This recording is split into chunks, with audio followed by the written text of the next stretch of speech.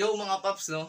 May kukunin tayong open pipe ngayon, second hand, no? Makikipag-meet up tayo ngayon. Let's go! So ayun mga paps, no? Papunta na tayo sa meet up place namin, no? Lalakad lang ako, di ko ginamit yung motor eh. So kita-kitsa lang ulit mamaya-maya. So ayun mga paps, no? Nakalabas na ako ng compound namin. So malapit na tayo sa ating meet up place. Ayan. Nasa ano na tayo, dami nang dumadaan. Lakad pa konti. Meet up place namin pa mga paps, no? Simbahan.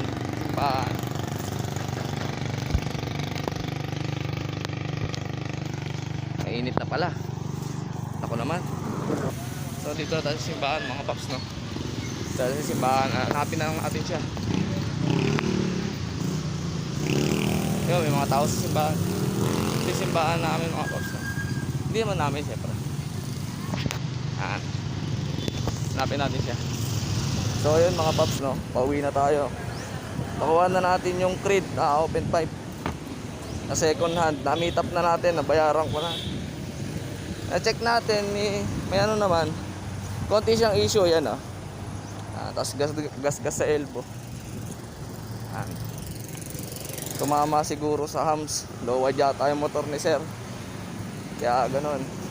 Okay lang. Wala naman sigurong apekto sa performance yan eh, no?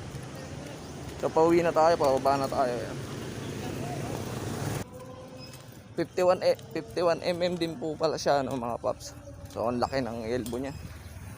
Mamaya titignan natin siya pagka uwi ko. So kita-kitsa lang mga paps, no?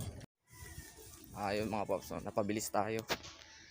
May nakakita sa aking tropa naglalakad, sinabay ako. Pero sa arko lang ako nagpahatid. Kaya naman eh. So malapit na tayo makauwi mga paps. Ayan na yung pipe natin. So kita-kits ulit mamaya-maya. Ito na mga paps, na nakuha ko na, nakauwi na ako. Ayan, nakuha. Ang laki oh. Hindi ko kaya masara oh. Laki rin ang elbow niya. Sakto lang sa kamay ko. Ayan. Uy. Binangga bela. Bela. Yan. Ang laki niya mga paps, no? Yan. Kuha na natin. So yun mga paps, no? Kakabit na natin to. So hindi ko napapakita kung paano ikabit. So, madali lang no magtanggal ng pipe, di ba? Alam niyo naman siguro mga paps. Yan. Diyan natin siya lalagay. Yan. So, kabit na natin mga paps. So, yun mga paps, no? Nakabit na natin. Ayun. So, sound check na lang natin. Sound check.